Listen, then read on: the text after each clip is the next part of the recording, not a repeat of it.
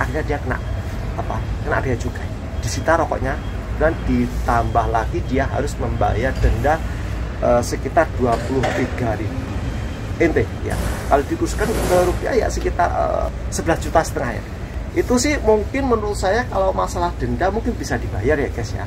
Tapi ada parahnya lagi, dia kena blacklist guys. Kena blacklistnya gimana? Apa dia nggak bisa ke Taiwan? Bisa. Dia sudah tiba di bandara Taiwan ya, tetap dia diberangkatkan. Assalamualaikum warahmatullahi wabarakatuh. Balik lagi di vlog saya. Halo guys, gimana kabarnya hari ini? Sehat-sehat buat teman-teman yang saat ini proses ke Taiwan, mau ke Taiwan ya, sudah daftar ataupun yang belum daftar. Saya doakan cita-cita atau tujuan niat ke Taiwan segera terkabul, dan yang sudah proses saya doakan prosesnya lancar dan dapat pabrik yang bagus, dapat majikan yang baik, dapat pabrik yang banyak lemburan, dan yang tentunya diberikan kesehatan, kelancaran rezeki, dan semua yang diinginkan bisa segera tercapai. Oke guys, hari ini ceritanya tuh aku mau ke bank, tapi kok panas. Oh, kering banget guys. Kemarin ada sangkutan di rumah ya. Hari ini mau saya kirim untuk kekurangannya. Oke guys, hari ini aku mau sedikit sharing ya, sedikit cerita tentang kemarin saat saya balik dari Indonesia terbang ke Taiwan. Ada sedikit cerita, yaitu tentang bagasi ya. Ada cerita yang mungkin sangat bermanfaat menurut saya ya. Harus diperhatikan buat teman-teman yang mau cuti, yang mau balik ke Indonesia kemudian balik ke Taiwan. Hati-hati buat teman-teman soal rokok ya guys. Gini ceritanya tuh gini kan, terkait rokok kan, ada ya beberapa teman itu biasanya tuh bawa rokok ya mungkin 1 slop 2 slop ya, tapi memang aturannya tuh sebenarnya maksimal 2 slop itu diperbolehkan. Tapi kan ada beberapa teman yang bawanya tuh lebih ya, mungkin lebih dari 2 slop, 3 slop, 4 slop atau berapa lah. Itu ada yang terkena sensor, ada yang tidak. Intinya ada yang ketahuan saat tiba di bandara Taiwan. Jadi gini, saya kan penasaran, kok ada beberapa teman itu bawa rokok yang lebih dari 2 slop itu kok bisa lolos. Kemudian aku lihat ada seorang teman ya, itu tidak lolos. Itu alasannya apa? Akhirnya aku coba kepo ya, penasaran apa sih kok bisa yang satunya tuh bisa kesensor dan yang satunya tuh tidak. Jadi gini, dia yang kesensor itu ternyata rokoknya itu dibungkus pakai kertas aluminium foil yang biasanya tuh digunakan untuk bakar ayam atau ikan yang buat dipanggang itu dibungkus. Jadi rokoknya itu dibungkus pakai aluminium foil, kemudian setelah dibungkus ditutup lagi sama kain. Nah kemudian pas saat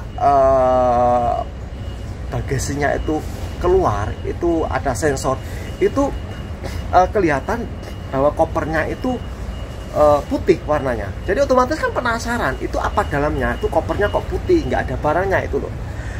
Akhirnya dia dipanggil, disuruh buka. Nah ketahuan lah, ternyata di dalam bungkusan, di dalamnya aluminium foil itu ada beberapa slop rokok.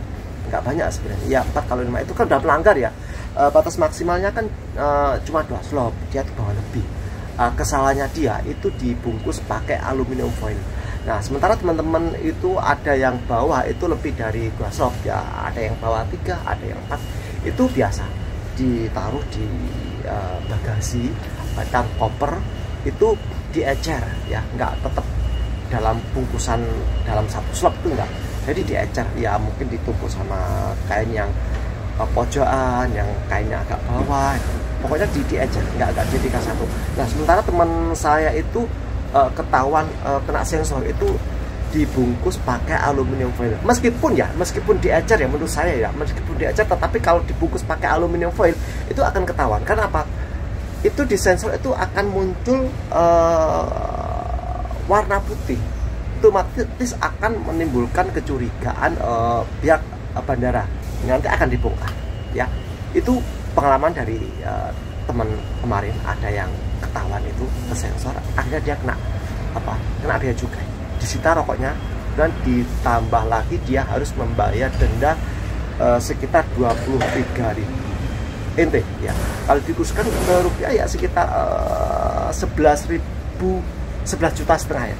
11 juta setengah itu kalau dikurskan ke rupiah ya. Itu sih mungkin menurut saya kalau masalah denda mungkin bisa dibayar ya guys ya. Tapi ada parahnya lagi, dia kena blacklist guys. Kena blacklistnya gimana? Apa dia nggak bisa ke Taiwan? Bisa. Dia sudah tiba di bandara Taiwan ya, tetap dia diberangkatkan ke daerahnya dia, lokasi tempat kerjanya itu di mana untuk laupannya atau pabriknya, itu dia tetap bisa masuk ke Taiwan. Tapi saat nanti misalkan dia pengen cuti ke Indonesia atau pengen pulang ke Indonesia, misalkan kontrak habis pulang kemudian mau proses lagi, itu udah nggak bisa. Dia harus standby di Taiwan kalau masih pengen kerja di Taiwan. Karena kalau misalkan dia nanti cuti, itu bisa saja dia pulang ya, tetapi nanti saat dia balik ke Taiwan dia tidak bisa. Dia udah di blacklist. Untuk masa blacklistnya dia juga nggak sempat tanya sama pihak bea cukai atau pihak agensi, dia nggak tanya. Yang jelas dia di blacklist. Tapi untuk saat ini dia masih bisa masuk ke Taiwan karena sudah masuk ke Taiwan saat itu. Cuman dia kena denda untuk bea cukainya itu yang sekitar 23.000 nt, kemudian rokoknya disita, dia kena blacklist. Ini mungkin bisa menjadi pelajaran, bisa menjadi wawasan buat teman-teman yang mungkin mau ke Taiwan. Hati-hati saat bawa rokok ya. Jangan hanya karena rokok 1 slop 2 slop teman-teman kena blacklist. Itu terkadang itu kita dapat titipan dari teman ya. Kalau misalkan kita udah mau ke Taiwan, kita kan ada beberapa teman itu yang ada di Taiwan itu titip rokok yang mungkin hanya 1 slop 2 slop, itu ya hati-hati.